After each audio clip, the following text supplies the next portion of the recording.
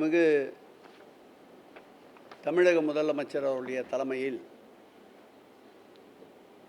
அவர் தலைவராக இருக்கின்ற இந்து சமய அறநிலைத்துறை உயர்மட்ட குழு கூட்டம் கடந்த 27/2/2024 தலைமைச் செயலகத்தில் நடைபெற்றது.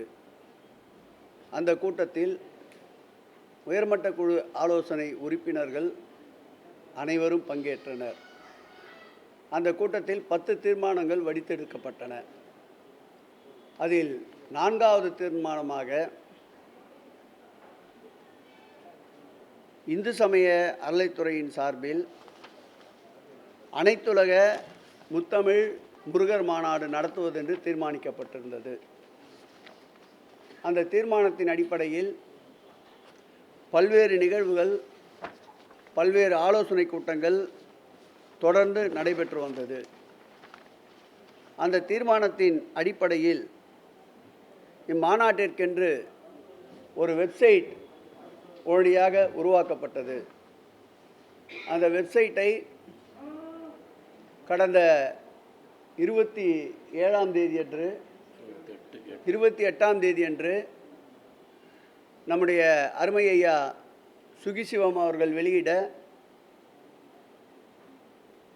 நம்முடைய ஆதீனங்கள் பங்கேற்ற நிகழ்வு நடந்தேறியது.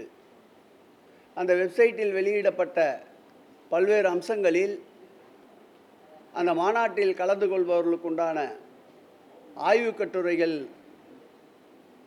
பங்கேற்பவர்கள், மாநாட்டில் பங்கேற்க விருப்பமுள்ள வெளிநாட்டு முருக பக்தர்கள், அதேபோல் அந்த மாநாட்டை பற்றிய சிறப்பு அம்சங்களை அன்றைக்கு வெளியிட்டிருந்தோம்.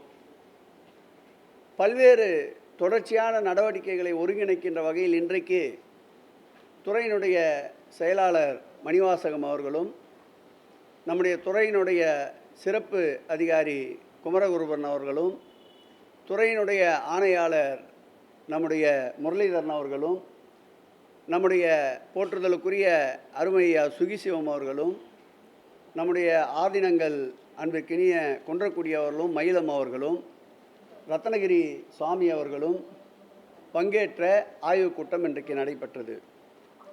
இந்த முருகர் பக்தர்கள் தொடர்பான மாநாட்டில் 2000க்கும் மேற்பட்டவர்கள் கலந்து கொள்ளுகின்ற அளவிற்கு வடிவமைக்கப்பட்டிருக்கின்றது.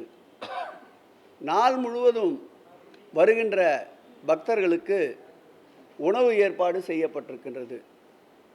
வெளிநாட்டிலிருந்து 200க்கும் அதிகமான ஆங்காங்கு திருக்கோயிலை நிர்வகித்து கொண்டிருப்பவர்கள் வரவைப்பதற்குண்டான ஏற்பாடுகளை செய்து கொண்டிருக்கின்றோம்.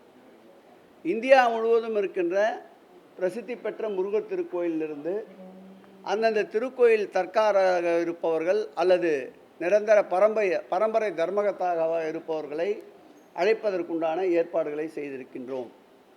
இந்த முருகர் பக்தர்கள் மாநாடு தொடர்பாக மொத்தம் 13 குழுக்கள் அமைக்கப்பட்டிருக்கின்றது, அனைத்து பணிகளையும் மேற்கொள்வதற்காக.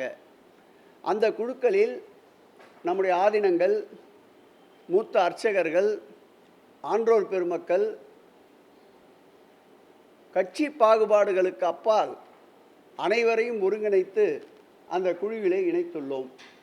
அந்தந்த குழுக்கள் அந்தந்த பணிகளை மேற்கொண்டு வருகிறார்கள்.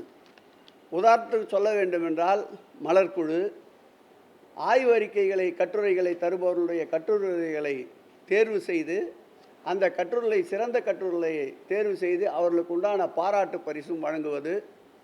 அதேபோல் தமிழுக்கும் தமிழ்கடவுளான முருகருக்கும் தொண்டு செய்பவர்களுக்கு 15 தலைப்புகளிலே விருதுகள் வழங்குவது போன்ற பல்வேறு பணிகளை இந்த 13 குழுக்கள் மேற்கொண்டு வருகின்றது. பந்தல் அமைப்பது, உள்ளே உணவு கூடம் ஏற்படுத்துவது, போதிய கழிப்பிட வசதி, குடிநீர் வசதி ஏற்படுத்துவது, மின்விளக்குகள், மின்சார விளக்குகள், முகப்புகள் போன்ற பணிகளை மேற்கொள்வதற்கும் தனித்தனியாக குழுக்கள் இடம்பெற்றிருக்கின்றன. மாண்புமிகு தமிழக முதலமைச்சர் அன்பிற்கினிய இந்த இந்து சமய அறநிலையத்துறை உயர்மட்ட குழுவின் தலைவராகவும் இருப்பதால் தொடர்ந்து இந்த பணிகளை தொடர்ச்சியாக கண்காணித்து பல்வேறு நல்ல ஆலோசனைகளை சொல்லி கொண்டிருக்கின்றார்கள். அதேபோல் 2 நாள் நிகழ்ச்சி, அந்த 2 நாள் நிகழ்ச்சியை வடிவமைப்பதற்கும் குழுக்களை ஏற்படுத்தியிருக்கின்றோம். வருகின்ற ஆகஸ்ட் மாதம் 24, 25 தேதிகளில் இந்த முருகர் பக்தர்கள் மாநாடு வெகு விமர்சையாகவும் சிறப்பாகவும் அரசியல் கலப்படம் துளியும் இல்லாமலும் முருகனுக்கு புகழுக்கு புகழ் சேர்க்கின்ற ஒரு நிகழ்வை மேற்கொள்ள இருக்கின்றோம்.